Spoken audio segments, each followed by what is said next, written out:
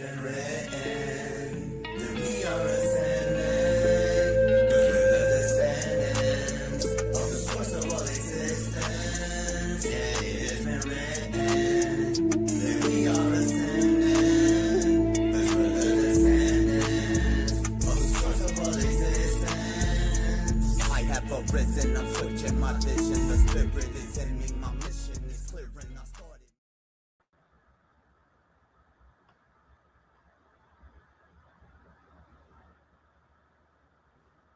Welcome to our 98th episode of Ascending Beyond Limitations. Thank you for joining us.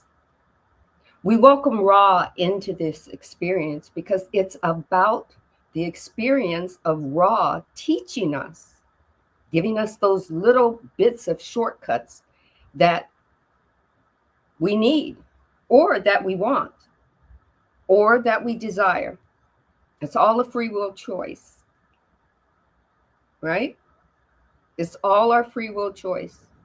That's why sometimes Ra says things in a certain fashion as he says it, so that we can take it and take what resonates and then figure out how we can apply it in our everyday living experience. Because we've all come to this 3D experience to have the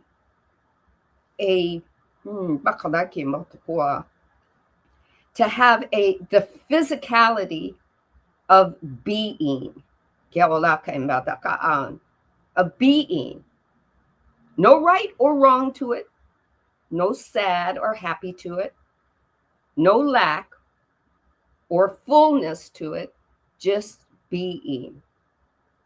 And all the labels that you want to use are what you use to figure out how you're moving, where your GPS, your spiritual GPS, your higher self is taking you in the life experience. Everything is your lived experience. Just because someone calls it the Matrix, and the Matrix, as things aren't real in it, where are you going to take that information and how are you going to utilize it? Because you can see that you're actually living something. Does it mean you have to be more conscious of it?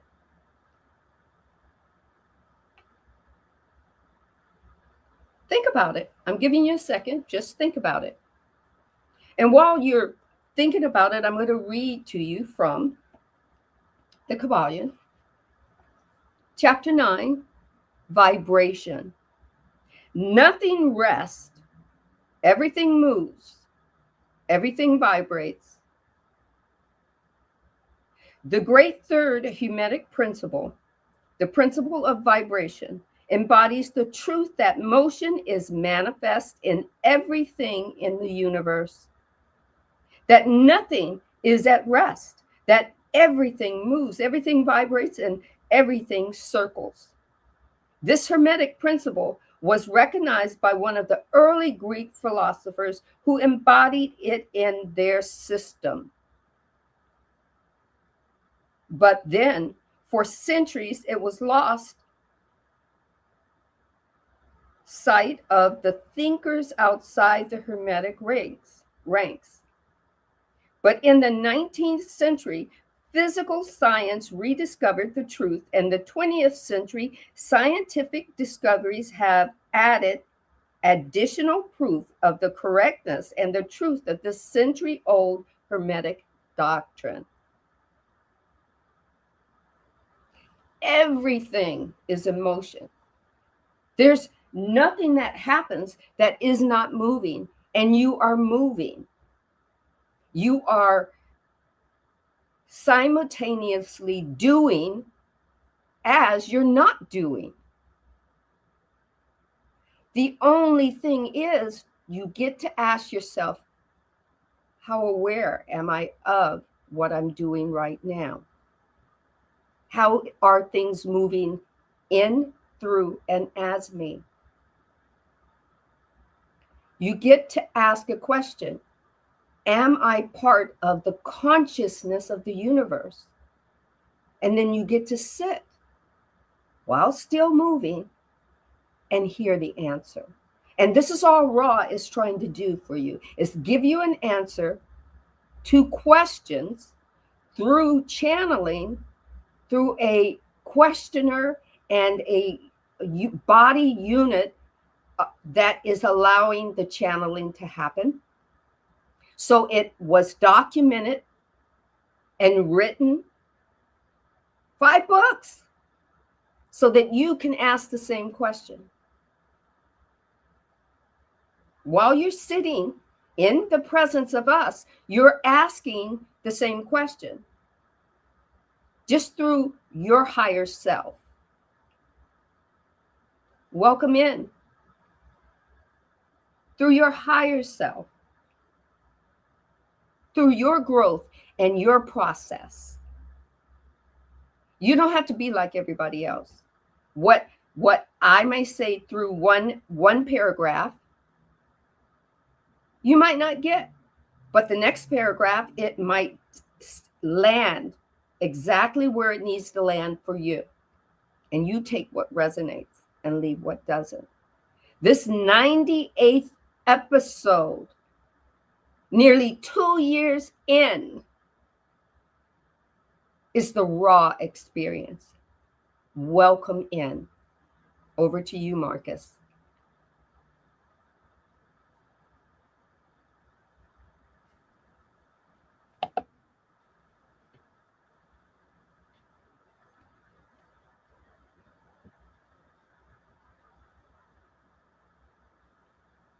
Grace says, we take what resonates. We take what resonates.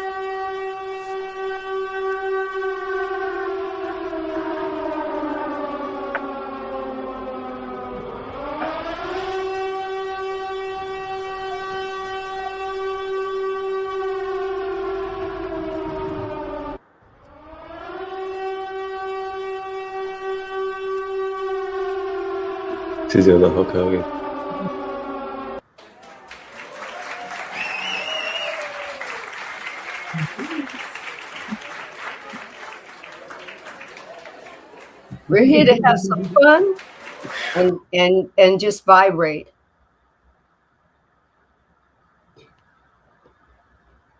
Sandy, I just want to say thank you for opening up and sharing such wonderful wisdom and that hermetic principle. And I actually want to also kind of support what you shared with the law of vibration and give everyone a nice little video to watch real quick before we dive in to the Ra material book and tap into these channelings from Ra. And this is going to be a nice video about the law of vibration, just to help complement and give you guys some visual aid as well about this principle of the universal laws. So check it out. In our universe, a vast symphony of vibrations plays a pivotal role in creating reality. Everything, from the smallest subatomic particles to colossal galaxies, adheres to the law of vibration. This law declares that everything in existence vibrates, moves, resonates. There's no exception, no idle moment. Even seemingly still objects are vibrating, but at frequencies that our senses fail to detect. Look around you. Every object, every living creature, including ourselves, is vibrating at distinct frequencies. The solidity of a rock or the fluidity of water emerge from different vibrational frequencies of their constituent particles. Everything is essentially energy manifesting in different vibrational states. We, humans, are complex entities of vibrational energy. Our thoughts, emotions, physical state all influence the frequency at which we vibrate. Our brain, an intricate network of electrically charged neurons, serves as a tool for thinking. Remember, we think with our brain. The brain itself doesn't create thoughts. Each thought or emotion we generate sets up a vibration, influencing our overall vibrational state. Understanding the law of vibration isn't a mere intellectual pursuit. It has profound real-world implications, especially concerning health, relationships, and personal development. The vibrational frequency you operate at has a direct impact on what you attract into your life. Negative vibrations like fear, worry, or doubt can lead to a self-perpetuating cycle of negativity. Conversely, positive vibrations attract positivity, prosperity, and happiness. Let's consider personal development. Your vibrational state significantly influences your capacity for growth and self-realization. The higher and more positive your vibration, the greater your potential for development. It's like tuning a radio. You have to adjust your frequency to catch the broadcast you desire. Our emotions are also manifestations of our vibrational state. If you feel uneasy, you're likely vibrating at a lower frequency. If you feel joyful, your vibration is likely high. By recognizing this, you can consciously alter your vibrational state, turning a negative state into a positive one. Suppose you encounter someone who's in a negative state. Try to shift the conversation to something positive, something that may make them smile or feel proud. Give a sincere compliment. You'll witness their vibration shift towards positivity. And the beauty of this? You can apply the same technique to alter your own vibrational state when feeling low. Drawing from the wisdom of Viktor Frankl, there exists a space between any given situation and your response to it. In that infinitesimal space, you hold the power to determine your reaction. You can choose the vibration you want to resonate with. Our surroundings vibrate too, and we react to these external vibrations. A bustling cafe, a tranquil forest, each has a distinct vibration. If you find yourself in a place where the vibrations make you uncomfortable, it's advisable to leave. Seek out places that match your vibration and make you feel good. Practicing the law of vibration isn't just about understanding it. It's about consciously aligning your vibrations with your desires, especially in terms of personal development. Visualize your goals, focus your energy on them, and resonate with their achievement. You're essentially setting up a vibrational match that can attract those goals into your reality. Understanding and harmonizing with the law of vibration empowers you to actively participate in crafting your reality. As the author of your life, the plot hinges on the vibrations you choose to resonate with. By mastering your vibrational state, you're essentially directing the story towards a fulfilling and prosperous life. Remember, the universe is an orchestra and you're an instrumental part. So, what melody will you choose to play? At a foundational level, the law of vibration also encompasses the law of attraction. You see, you don't just attract what you want, but what you are. You draw towards you experiences and opportunities that resonate with your vibrational frequency. This understanding brings a profound sense of empowerment. It liberates you from feeling a mere victim of external circumstances, revealing that you can influence your reality by adjusting your vibrational state. Consider the elements of nature: a serene lake, the tall, rustling trees, the melodious birdsong, the breathtaking sunset. Have you ever wondered why these sights and sounds bring such a deep sense of peace? It is because nature vibrates at a frequency that is harmonious and balanced. Spending time in such environments can recalibrate our own vibration.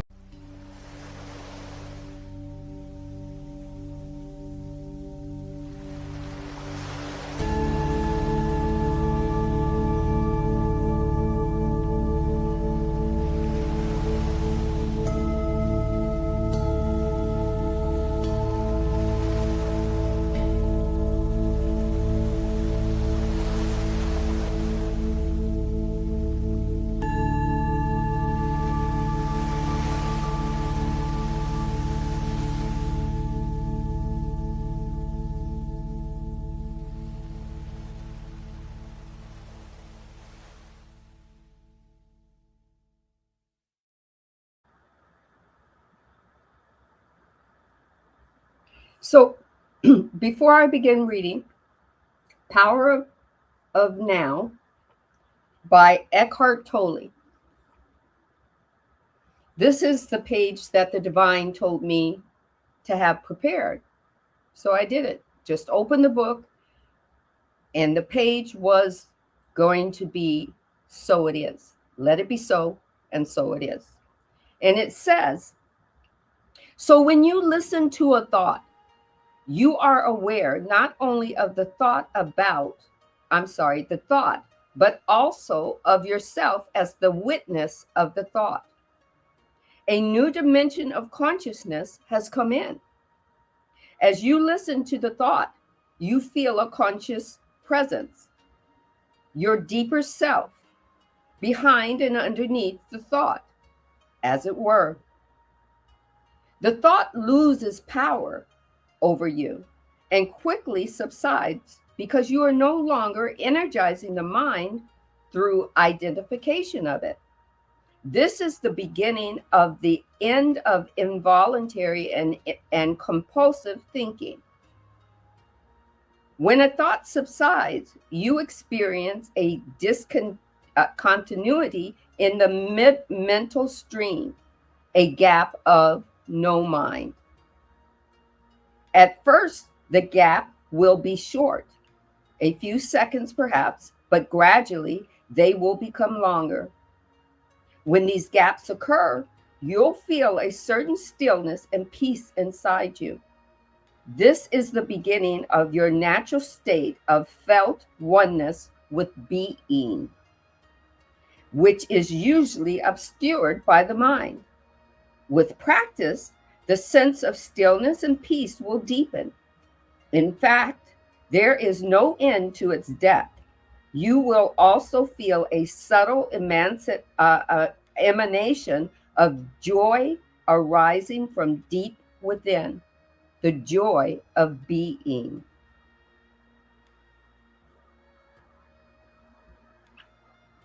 You're the witness. Thoughts are happening. I remember the first time, guys, I ever heard turn thoughts into things, thoughts become things, and that we have 60 billion thoughts a day, but not all of them come to fruition. Only the thoughts that you focus on continuously become manifestations. And the first time I ever understood that I was the one that was observing it, and I was the one that was responsible for what manifested. Learning that I am the creator seeking itself in this third density. And this is all Ra is giving us information about. And Ra is saying, we've done it. You're looking at Venus, or we're in the fourth book, and in the first book, I think it was either Venus or Mars, and we're looking at it as if it's a dead planet. It's not a dead planet. They just ascended and became a unified wholeness.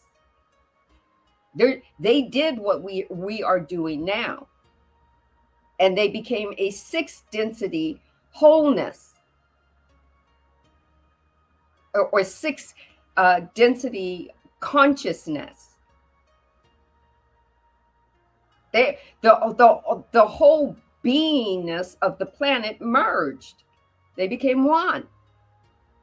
And Ra is saying, if we could do it, we know you can do it, and we're rooting for you to do it. That's why we've stuck around, so that we would have this moment in time to actually give you this information. So truly take what resonates, leave what doesn't, because they're not saying this has to be truth for you. They're saying we're giving it to you, and then you decide if it's truth, because that's why you have free will. So the questioner says, the only obvious significant difference, I believe, between the positive and the negative adept, and remember, adept is us, okay, in using this shuttle is the way they polarize. Is there a relationship between the archetypes of the spirit and whether the polarization of either positive or negative is, for instance, the positive calling through the 16th archetype and the negative calling through the 15th archetype? I am very confused about this. I imagine that That question is either poor or meaningless. Can you answer that? Hold on just a second. My dog wants to move. Go on. Go find your place. Thank you. Vibrationally, go find your place. Thank you. I am raw. It is a challenge to answer such a query, for there is some confusion in its construction. However, we shall attempt to speak upon the subject. The adapt, whether positive or negative, has the same matrix. The potentiator is also identical. Due to the catalyst of each adept, the adept may begin to pick and choose that into which it shall look further. The experience of the spirit, that which you have called the moon, is then by far the more manifest of influences upon the polarity of the adept. Even the most unhappy of experiences, shall we say, which seem to occur in the catalyst of the adept, seen from the viewpoint of the spirit, may, with the discrimination possible in shadow, be worked with until light equaling the light of the brightest noon descends upon the adept. And positive or service to others illumination has occurred.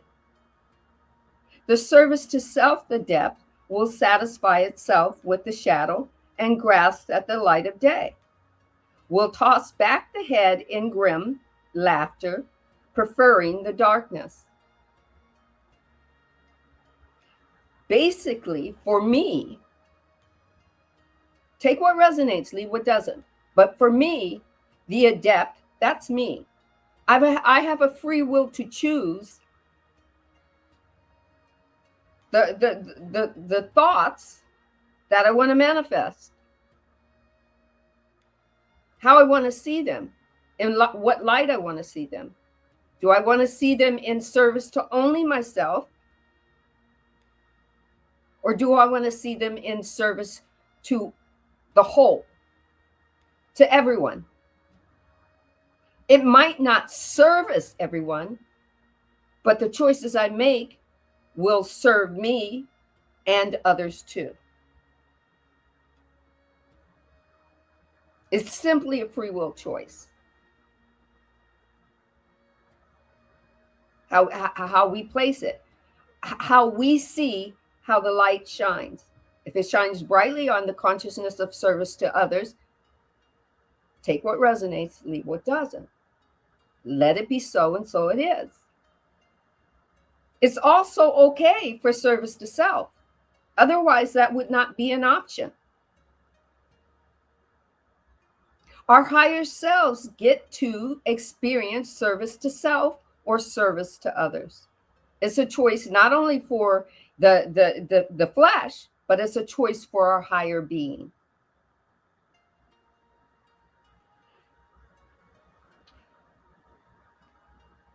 Let's see.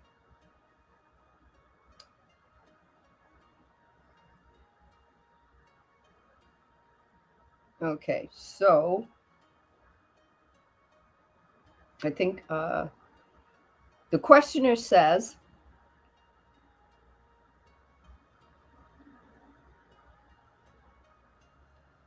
I guess the 19th archetype of the spirit would be the significator of the spirit. Is this correct? I am raw. This is correct.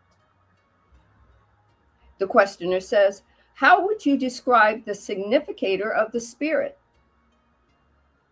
I am raw. In answer to the previous query, we set about doing just this.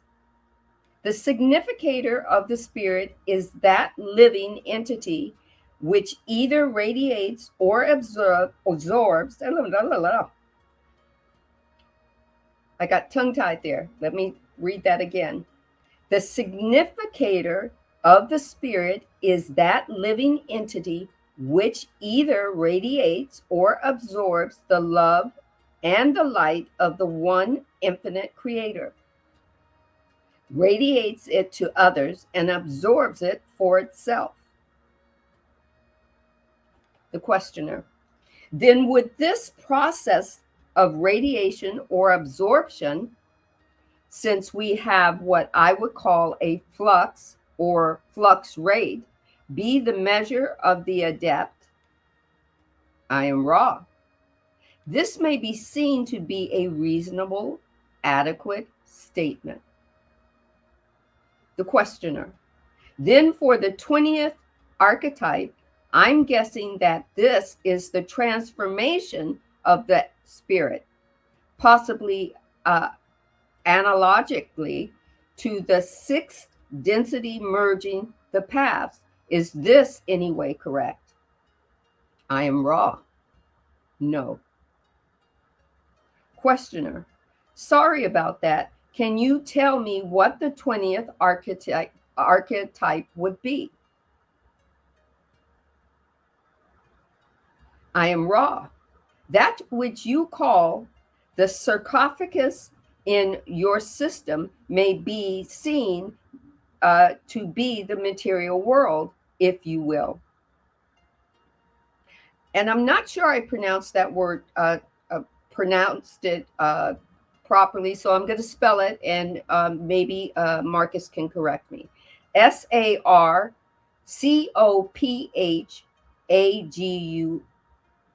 I've never used that word, so I might have pronounced it wrong, and I'm not sure of its definition, but that's what we're here for, to find out.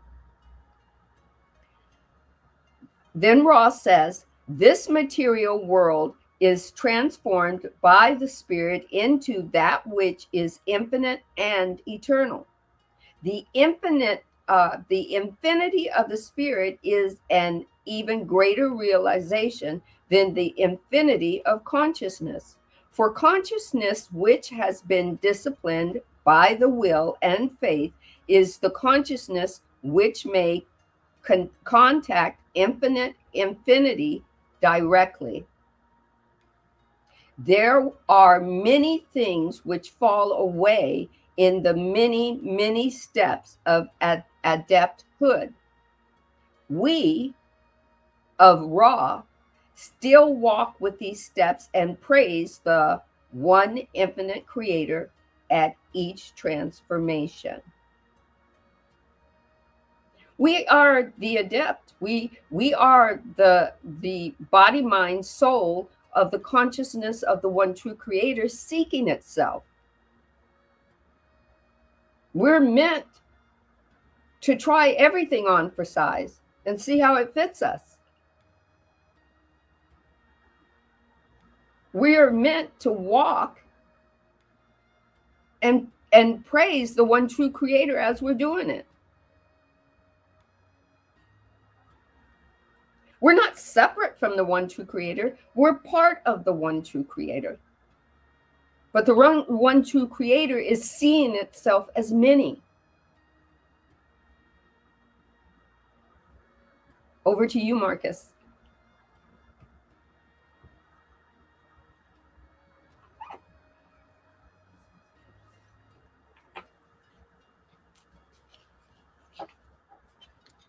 Boy, oh boy.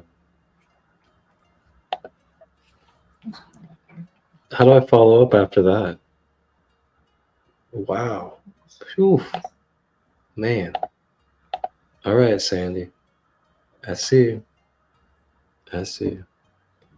So I was doing some looking on Copilot, and I was looking up the spiritual meaning of sarcophagus, and it is sarcophagus. You were definitely correct on that.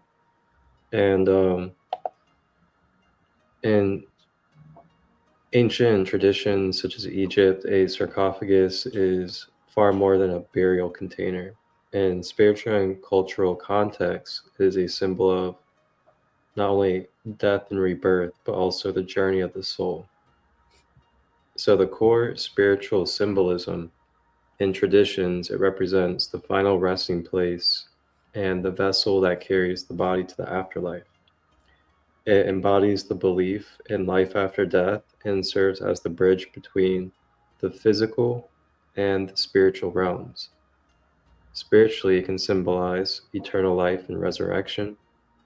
It can be a reverence for the dead and also spiritual transformation, shedding old beliefs or habits to make way for rebirth and growth. So, symbolically, you may also connect with a sarcophagus through dreams and spiritual energy work, and it can help for closure. It can also help with facing the fear of mortality, significant transformation, as well as going through psychological changes. So that's just a little bit about sarcophagus and its spiritual meaning. And I feel like right now as a planet we are going through a time of really big transformation right now. And it's like a very relevant topic. And we got to go through this in our daily life as human beings. That is, shed the layers of old beliefs, attachments, things of that nature that we go through as humans. And when you think about this, this kind of energy, this rebirth energy that we are speaking on, we go through this naturally in our human life. And we can also consciously work with this energy. And when we consciously work with this energy, we can do more of what we call shadow work integration, where we look at the wounds that we're carrying. We look at any of the flaws that we don't want to look at, that we may be escaping from or numbing ourselves away from. And instead of doing so, we take a look at them, we sit with them, give ourselves unconditional love, and we use the kind of energy that we need to help with the vibration of our energy field. The law of vibration came up in the beginning of this episode. And, the law of vibration is a great way to think about the healing process and the healing journey. When you think about the human being being a energetic and vibrational being, you can look at yourself, as Nikola Tesla would say, as energy and vibration. And when you see your biofield or your energy field as a energy vibrational field, then the goal is kind of like re-stimulating and repairing the vibrational field of your auric field to where it's more stabilized and the vibration is strong enough to where it's carrying protection and good well-being for your energy field.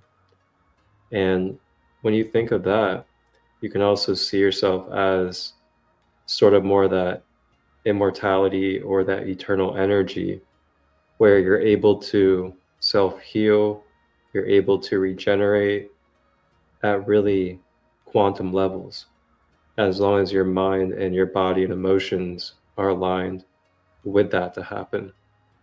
And just a reminder that it starts with the mind. If you're open to being able to heal in a miracle of a time pace, then that is possible to happen. But if you choose that you're going to continue to, decay as you get older and you age and your body's just going to fall apart because propaganda says so, then it's more likely than that's going to happen for you. So just things to think about when it comes to, number one, where's our mindset? Are we giving ourselves the benefit of the doubt of being connected to eternal energy, being able to heal, being able to just be and grow? Or are we limiting ourselves from the get-go and just giving ourselves shortcomings? So just things to think about. Definitely something to think about. Because the moment he said that I said the word sarcophagus correctly, then it took me to, yes, the movie Stargate. Okay, everybody remembers that movie, right? Stargate. They went through a portal. They put in some if you look at the back, my picture back here, there's this circle, right? But there were symbols, and they decided to figure out, a set of symbols, and they stepped through this Stargate. And what they did was they found another world where aliens, what they consider aliens, using human bodies, and when they needed to take the human body and restore it so that they could keep using it, they laid in a sarcophagus, which renewed the energy and healed the human body that they were using. Right? And if you don't remember the movie, you definitely probably remember the series that they did, because they did Stargate, Stargate Atlantis. They did the whole thing. But mainly, I want you to understand that sarcophagus, we're this body, and how we decide we're going to heal is how we heal.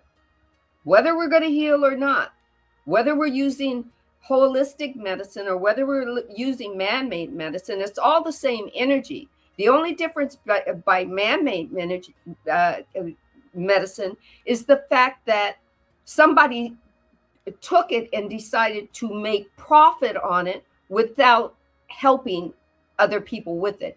They took it and they did not expand it. But that doesn't mean that you can't expand it, because you are an alchemist. This is what Ra is saying, that you decide what and how you want things to work for you. This body doesn't have to deteriorate. It's only going to do that if you want it to. Now, I'm not saying give up your man-made medicine and go holistic. I'm not telling you that, because I'm not your doctor. But I do say, for me, it worked that I had a conversation with my doctor.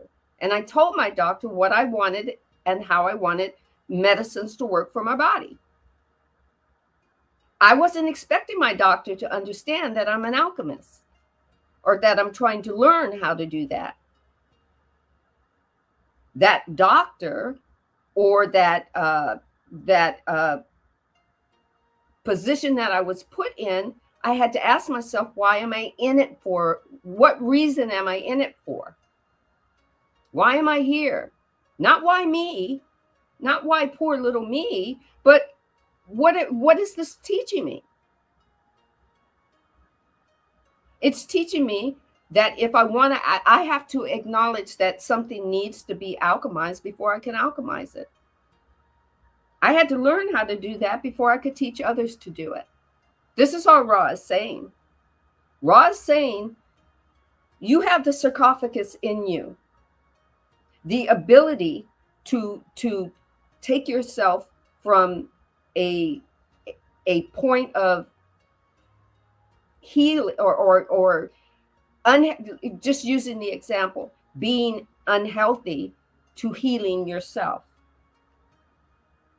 Even if that means going to a doctor, or even if that means going to a shaman, however you choose. But you can't go to them and expect to be healed if you don't put forth your vibration into it. If you're not a part of your growth and your expansion, if you are not a part of your healing process. This is what the sarcophagus does. It can heal you, but it's only going to take the information that you're giving it vibrationally and do what it needs to do based on you. You are the adept. You have the free will. It doesn't matter if you're at the 12th or the 13th or the 15th vibrational consciousness. It's still you. It's growth and expansion. It's learning about yourself. It's becoming. It's still you deciding who you want to be in that part of being. It's not saying that if you don't have service to others, you just can't be. We'll just take you out of the experience. That's not how it happens. The divine, the oneness says, okay, if you want to only be doing service to self, I'm still being you doing it. Go ahead, show me what you got. You want service to self at the cost of all others, show me what you got. And the higher self gets to choose that too. The higher self can keep doing it as long as it wants to do it. It doesn't have to have my body. When my body dies, the higher self can say, moving on. It doesn't have to decide that I'm going to do this through a family lineage. It can choose a whole new person. It's about the higher self. That's why I had to ask myself, guys, what purpose is this body for? What's it meant to do?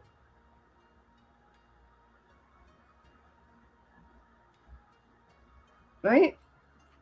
Or not white. Take what resonates, leave what doesn't. The questioner then said,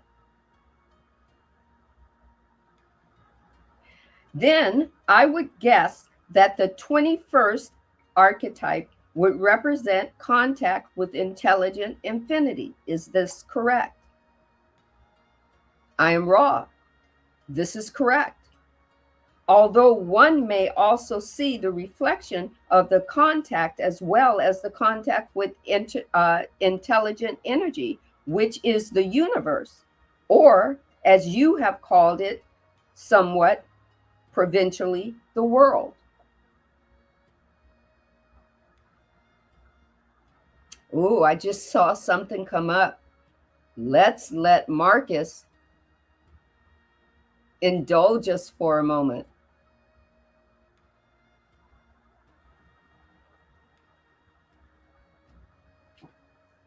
Service to self. So we have ascensionglossary.com, and this is by Lisa Renee, for anyone out there. And Lisa Renee is just a great galactic channeler, author, pioneer of galactic knowledge.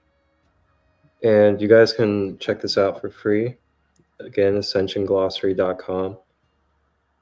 And this is about service to self. To give you guys a little bit more in-depth look on what that means.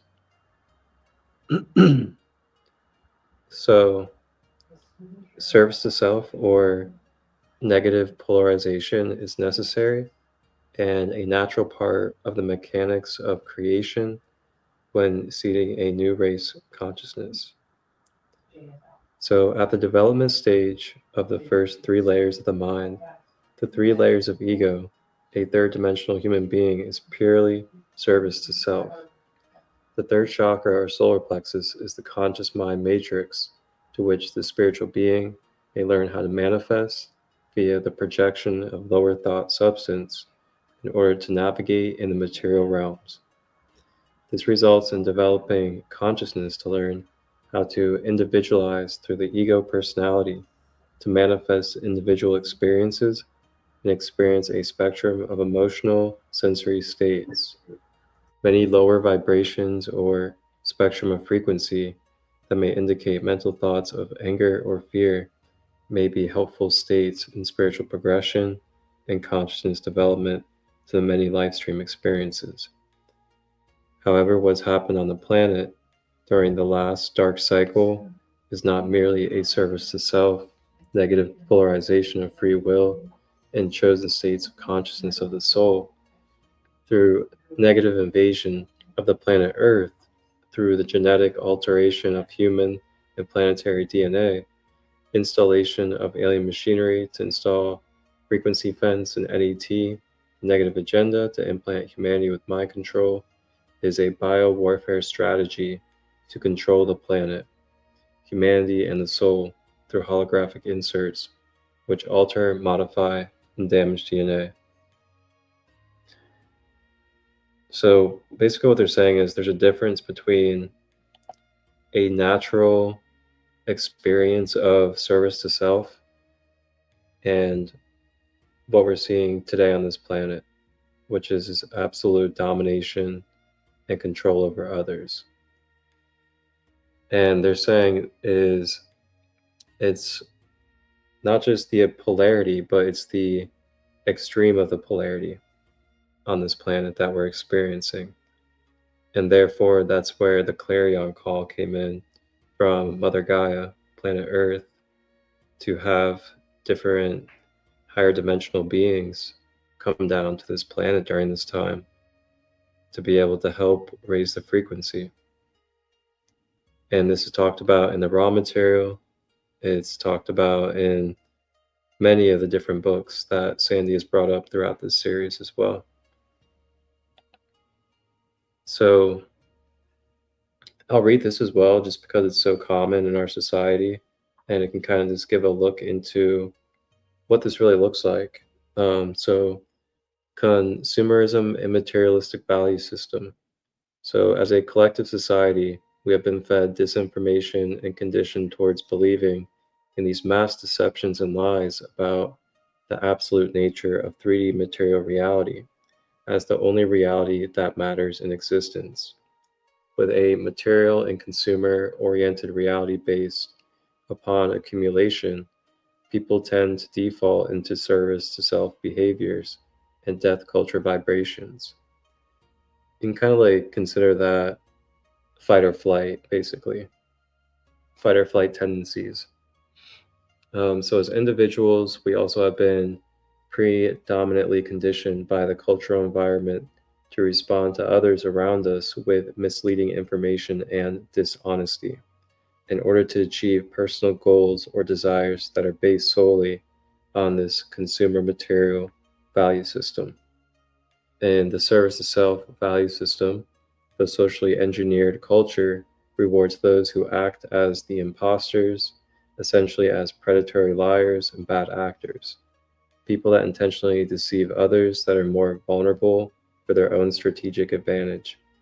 In the current reality, if a human reinforces the controller agenda and plays service to self games, is a predatory liar and disinformation agent that gain advantage over others, he or she will greatly rewarded on the material plane.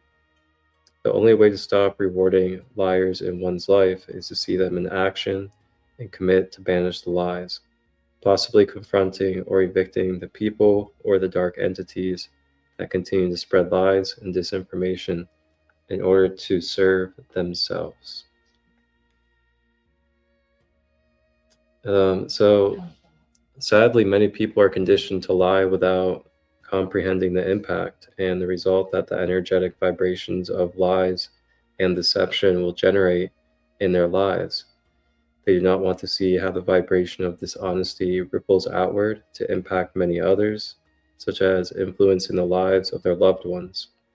While there are many reasons for lying, most people lie for their own personal advantage, to gain financial or economic benefits, to escape and avoid confrontations with others, and to cover up mistakes that hide unflattering information. Yet most people want to believe they are generally honest and truthful, and may place limits around how much they are willing to lie to others in a range of different social circumstances. The more lies we are willing to tell others, the more we are lying to ourselves, until lying becomes natural and compulsive to the level there is no longer any emotional discomfort experienced when we are fully aware of and engaging in deceiving others. Man, this is a topic that I could really snowball with, and there's just so much to talk about when it comes to deception and lies in this society and in this world. And we just got to really be able to discern for ourselves. This also goes into and talks about celebrity culture and things of that nature, and just being aware of that everything on the outside is not always what's going on the inside. And again, as we go through this 3D experience, just remember the polarities at play, and just remember your free will experience. And just remember to keep all hands and feet inside the roller coaster. Yeah. Kind of like being on an airplane, knowing where the flotation devices are, right? But guys, guess what? It's not, this information isn't given to you for you to be fearful about living life. Because those same individuals that chose their service to self and to use that service to self to control others doesn't mean you have to be controlled. It just means that that's an area on the playground that they get to play in. This is Earth consciousness. She put out the call for everyone, what we call everyone, every being from inside and outside the grid of consciousness to come play with her. They knew the rules before, and you can go read it and take what resonates and leave what doesn't. But the moment I read the divine design, that helped me to understand that the whole thing, this whole thing that Earth consciousness wanted to do, Earth consciousness just wanted to see from a physical standpoint if she could shift and move into a higher density with a physical body, while knowing everything she knows about the vibration and about the consciousness of the one true creator. And then she invited everybody to come play in fifth density so she could move up the densities from the fifth. Because at the fifth density, all energy could remember why they were playing the game, why they had these physical bodies, why everything was being experienced, and that they were experiencing it with the one true creator. And because of entities coming in and playing and said, well, we want more options, we want more things to play with, we want more stories, we want more abilities to expand and create. So they pushed the level of her from fifth density into a third density. And she said, okay, let's play. And she told the one true creator, if we're going to do this, then we've got to create bodies that can play this game. And because we're going to a lower density, there's going to be a little veiling. They're not going to be able to readily remember that this is part of playtime with the one true creator. But we'll give them free will, and eventually they'll get there. And all Ra is telling you in this certain way, giving you the overview, where for me, the divine design gave me the blow by blow. Ra is giving you the overview so that it doesn't usurp your free will to believe what you want to believe and do what you want to do with your free will. You can take the information and then use it exactly the way you want to use it. not based on how the story has already been told. And entities that are playing in this realm, they know all the rules. They know what they can and can't do. They're banking that you don't know. They know that they can't usurp your free will authority. They know that they can't do what they need to do and push ploys on you and push the story on you. But they know that when you come into the consciousness of your beingness and starting to understand that you have the free will right to tell them to get the hell out of your story, they got to go. But until you tell them that, they go to stay and they're going to play in your part of the playground. Whether they're going to be your bully, whether they're going to push you into thinking that you're not worthy,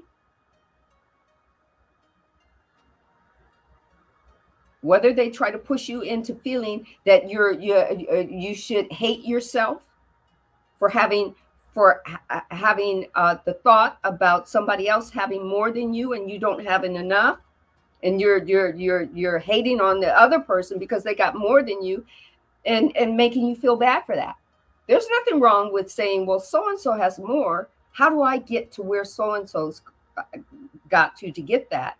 And even saying, do I want to even go down that road? What did they do to get that? They're hoping that you don't ask those questions, right? They're hoping that you look to the outside world and feel that the outside world is so damned that you're just going to give up. But that's just one story. That's one story that your ego is showing you. Your ego was created to show you the outside world. Your ego was not created to think for you. It was created to show you. And it did it in an unconscious state.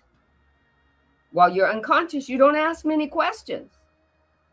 You feel things, but you're not in the asking state until you become aware, become the observer. And then your ego, it might hold on for just a little while because it's used to doing that. But once you become aware, once you become the observer, once you become one with your higher self that says, hey, I'm online now. What do you want me to tell you? What do you want me to show you? Where do you want to go now? That's all Ra is saying.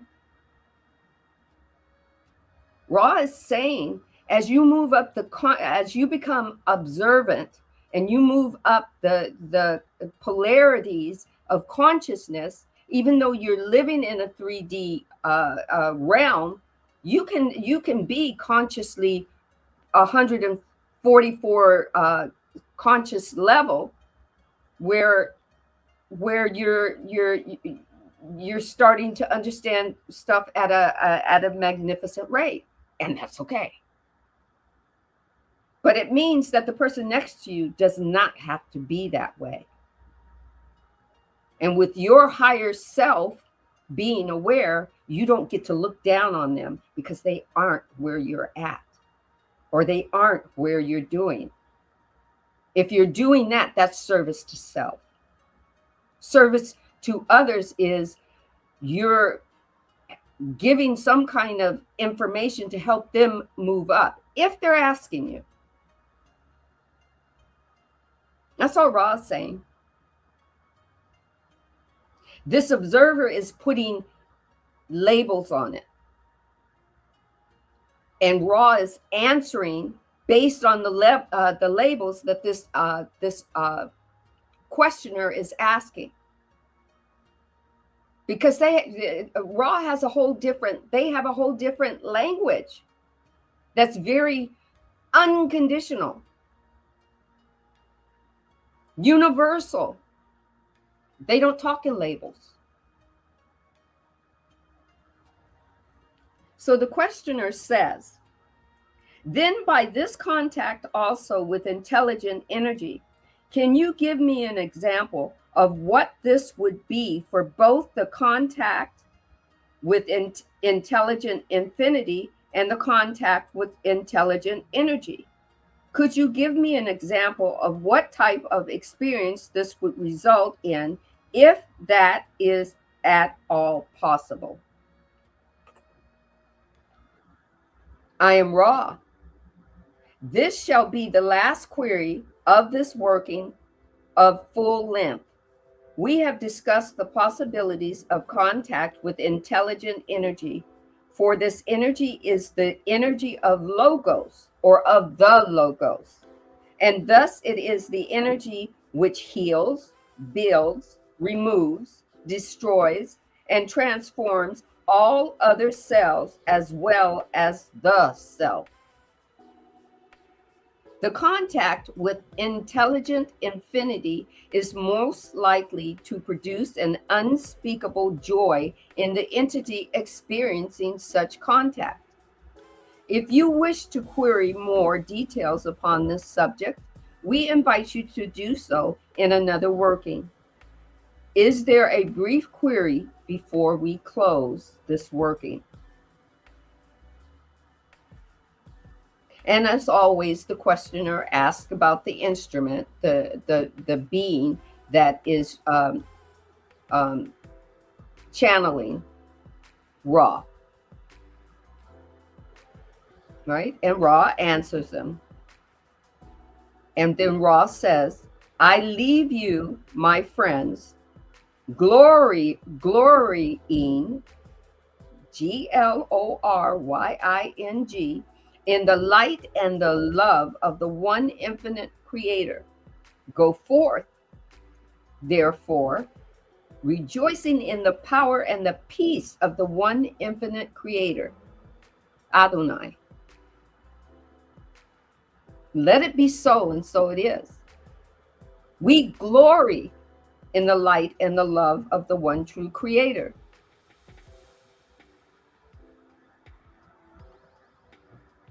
That ends their section 81.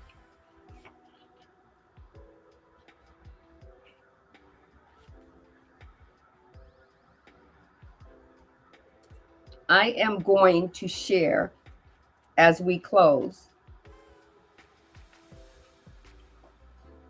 Life Visioning is by Michael Bernard Beckwith. I'm not telling you to go buy the book, but this helped me understand something. Pain pushes until the vision pulls. Pain isn't just physical pain. Pain is looking at something that you cannot change, wishing you could change it, and feeling all that, those feelings inside, trying to, thinking about how you could change it. Why does the world look so, on the outside, look so diminished? How can I live in it? You can't see another part of the playground because you are so focused on the world outside of you. Pain, the pain that you carry for what you see on the outside, pushes until you can have a vision that pulls you in a different direction. When we choose to remain stagnant, pain will be our companion, not to inflict hurt, but to transmit a message that we are living in too small an inner world. We haven't yet recognized that pain's message is that we are ready to take the next step into our evolution.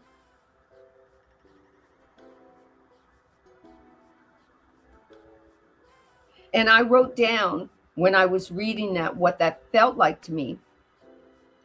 It said, I wrote, be confident when my ego, be confident when retraining my ego. I will be updated with the confidence. My ego isn't outside of me. It's not trying to punish me. It was created to help me understand things until my higher self came online.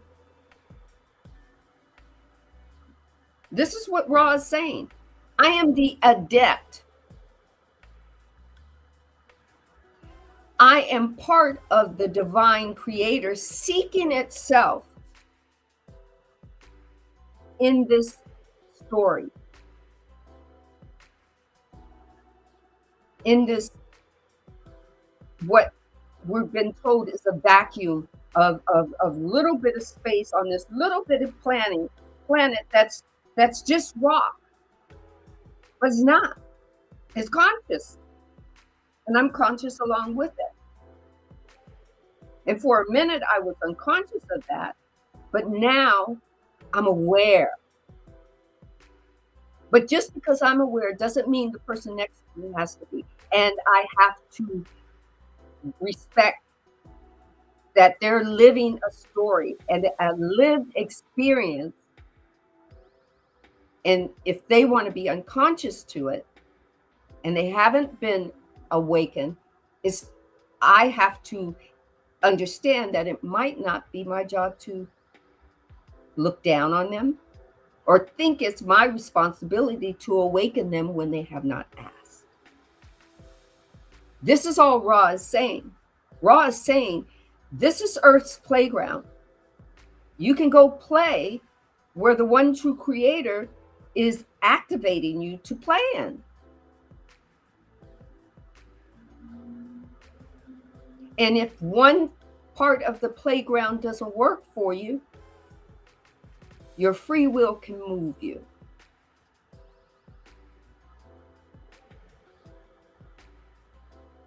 Glorifying the light and the love of the one infinite creator.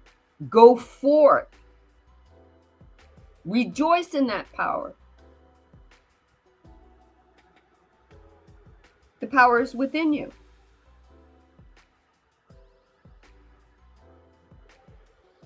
The peace and the presence is within you.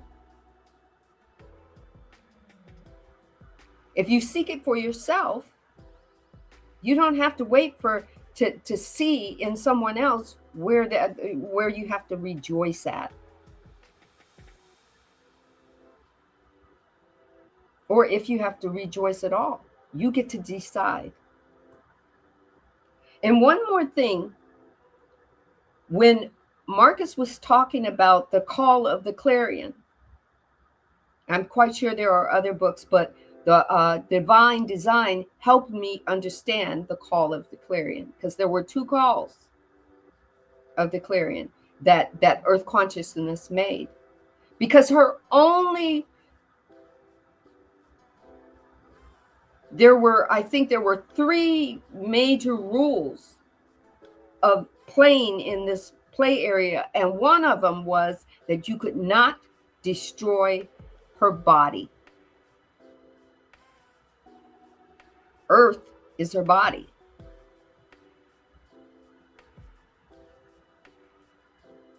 In both of these calls of the clarion, she was being pulled down to a point where she couldn't elevate and shift to a higher level. She wanted to shift with her physical body from 3D to 4D to 5D to 144th D. That was her plan for this play date. And she had to make clarion calls.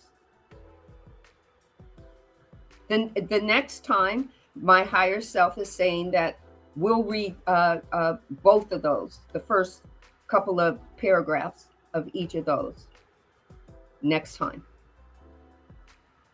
Because you are part of the clarion call. Whether you answer it or not, that's your free will choice. But you were definitely part of the clarion call. Your free will matters. You're an energetic being helping this Earth consciousness to ascend each of these levels. So with that, I close saying, I'm thankful and grateful for the moment that you opened your eyes to a new experience and that we called today. Thank you so much for opening your eyes and being part of this playtime with me. Thank you for being part of my enjoying this process.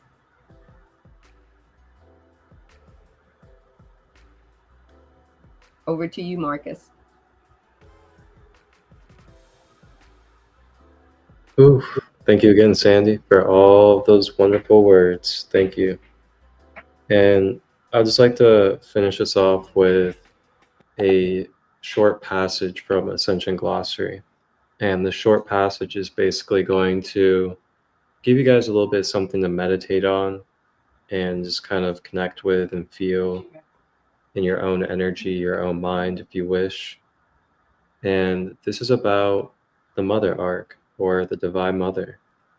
And, it's that energy that the questionnaire asked about that permeates through all of life, that creates, destroys, shifts, and brings wisdom into life. So I'm going to read a little bit about that for you guys. So the Mother Arc is a part of the animating spiritual forces of the Aurora Ether, or Cosmic Holy Spirit, connected to the Godhead, the 0 point or the eternal flame that is merged with the aquamarine founder ray in the arc zone.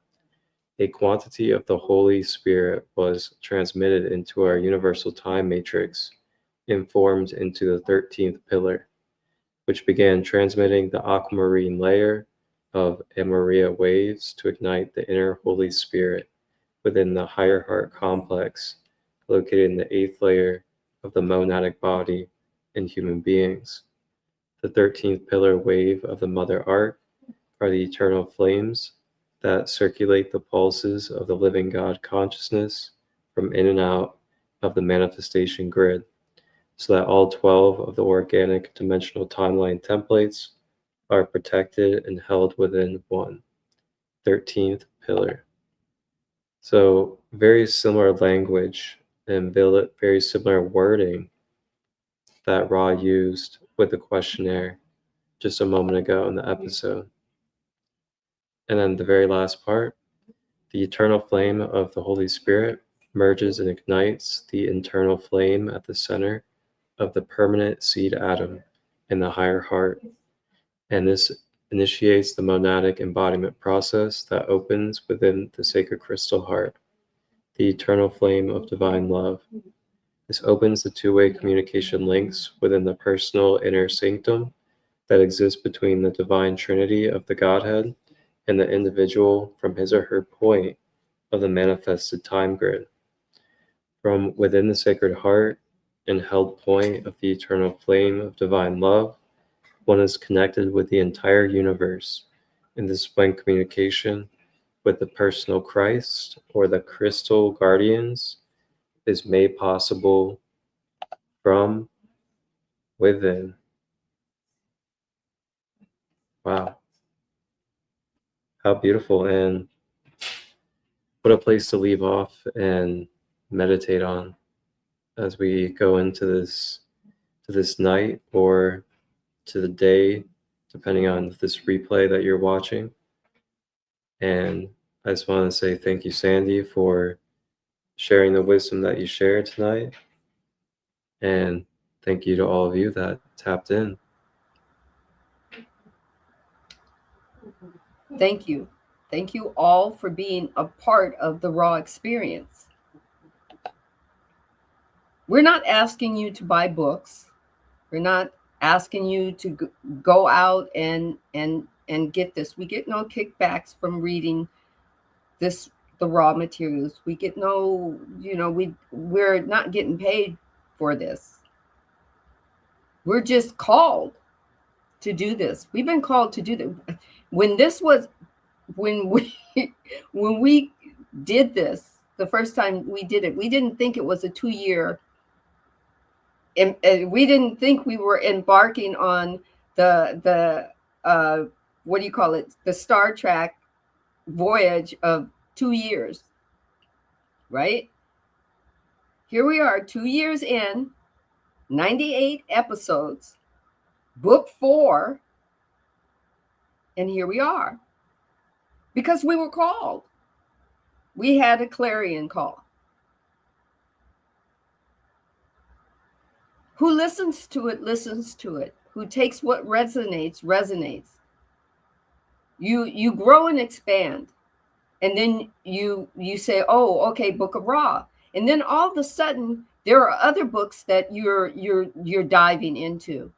I.e., I never thought I'd be reading from the Kabbalion. Never. It wasn't on my radar. I was trying to understand Ra.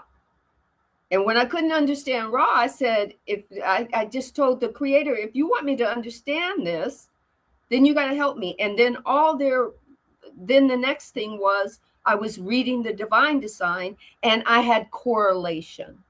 I had understanding. Growth and expansion. Growth and expansion, guys, from me being a little kid in a Baptist church, not understanding the Bible, but knowing I had to ask questions. I was just that Gemini kid who was asking all these questions and making adults' lives miserable. But I was asking. That's growth and expansion.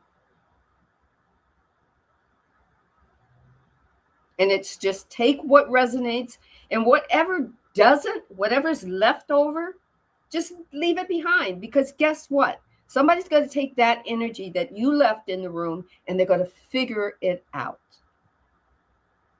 You left it for them. You didn't put any of your negative energy on it. You just said, okay, that part, I can't deal with that right now. I bless somebody else who's going to understand that, and then I'll come back. I thank you for coming back. Peace and love. Wholeness and balanced love to you and yours. Thank you.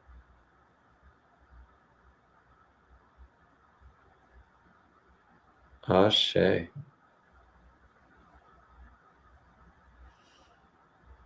Imagine booking a soul session, ordering crystals, and joining a live retreat from your phone. For too long, finding the right healers, the right products, the right community has meant endless searching across scattered corners of the internet. That changes now. The Sacred Kingdom has arrived, an online hub where a worldwide directory of holistic practitioners, readers, life guides, organic makers, musicians, a crystal shop, books, and more are all waiting for you. Book one-on-one sessions, order products, and discover Kingdom members serving locally in your area, all from your fingertips, wherever you are, whenever you're ready. Stay connected to upcoming events and retreats, both online and in person. Tap into a YouTube channel built for real conversation, hands-on holistic learning, and free giveaways.